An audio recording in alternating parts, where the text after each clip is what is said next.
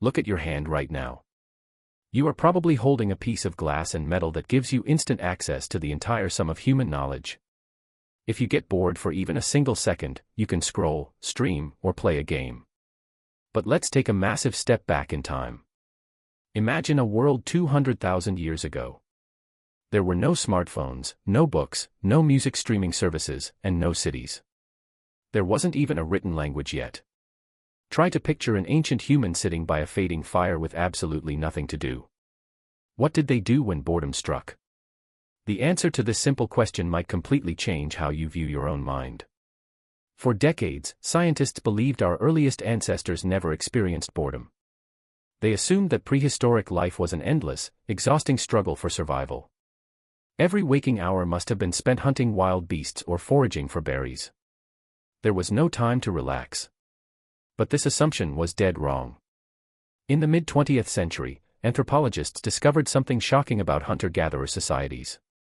They actually worked far less than we do today. On average, they spent only 15 to 20 hours a week securing food and shelter. Think about that for a moment. That leaves a massive amount of free time.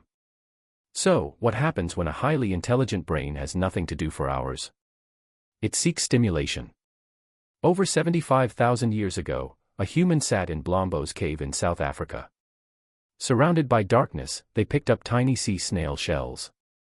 They carefully drilled holes into them using primitive stone tools. Then, they coated them in red ochre and strung them together. These were not weapons, tools, or food. They were beads. This painful, hours-long process resulted in the oldest known art object in human history. Survival did not create art, pure, unadulterated boredom did. Now move forward to a cave in southern Germany 40,000 years ago. The winter cold is biting outside. Inside, someone is holding the hollow bone of a vulture. Using a sharp flint, they carve 5 precise holes into the bone. They blow into it, creating a melody that echoes off the stone walls. They had just invented the world's oldest musical instrument. Music was born because someone had a completely free afternoon and a bird bone. Our brains were wired for rhythm long before we could even form complex sentences. Why? Because rhythm is deeply connected to pattern recognition, which originally kept us alive. Boredom forces the human brain to look inward. But it did something even more revolutionary than inventing art and music. It birthed the human imagination. To truly feel bored, you must possess a conscious understanding of time. You have to realize that the present moment is dragging on far too slowly. You begin to realize that a different, better future could exist. Animals do not get bored the way humans do. A lion waiting out the heat is simply resting. It does not daydream about what it could be doing instead. But a human sitting by the fire starts to ask profound questions. What if the hunt goes horribly wrong tomorrow? What lies beyond that massive mountain range on the horizon? Where do our spirits go when our bodies finally die? Every major religion, philosophy, and scientific discovery started exactly this way. A wandering mind is a powerful engine. Modern psychological studies heavily support this idea. Researchers once forced a group of people to copy numbers from a phone book for hours. It was the most mind-numbing task imaginable. Afterward, this bored group vastly outperformed others in creative problem-solving tests. When you deny the brain external stimuli, it creates its own magic. There is another critical thing ancient humans did when they were thoroughly bored. They talked. They did not just talk about logistics or where to find water. They told stories. Anthropologists have studied what humans discuss when they have no urgent tasks. Shockingly, about 65% of all human conversation consists of social gossip. We want to know who did what, who can be trusted, and who broke the rules. This might sound like a trivial waste of time. But it was actually a vital tool for survival. Before language, primates bonded by physically grooming each other's fur. However, grooming is highly inefficient.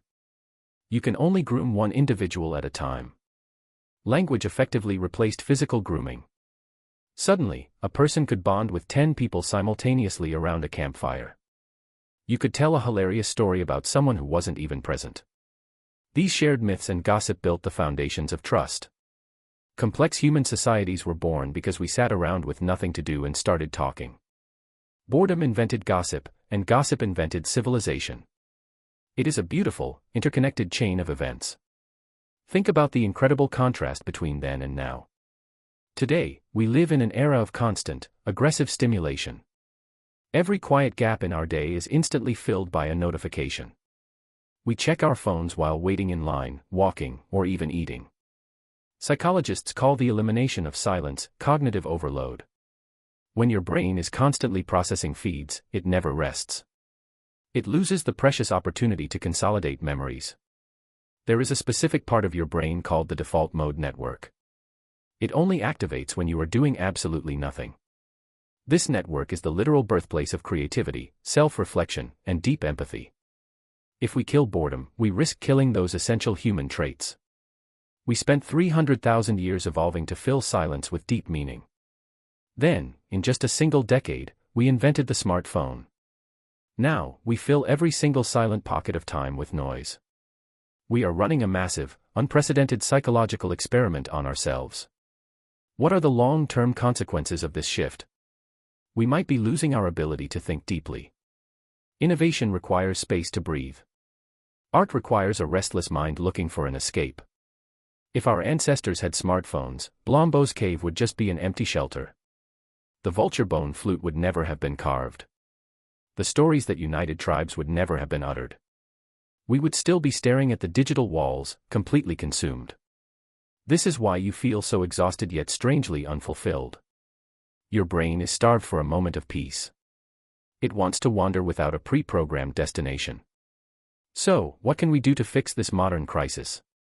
The solution is deceptively simple. Put the phone down. Let yourself just sit there for 5 minutes. Feel the initial discomfort of having nothing to distract you. Embrace the awkward silence of your own mind. Watch where your thoughts naturally go when they are set free. You might suddenly remember an old dream you abandoned. You might solve a complex problem that has been bothering you all week. Or you might just look out the window and appreciate the world. Every time you allow yourself to be bored, you connect with history. You are doing exactly what the cave painter did. Boredom did not hold our ancestors back from greatness. It was the exact spark that made them human in the first place. It can do the exact same thing for you, if you only let it.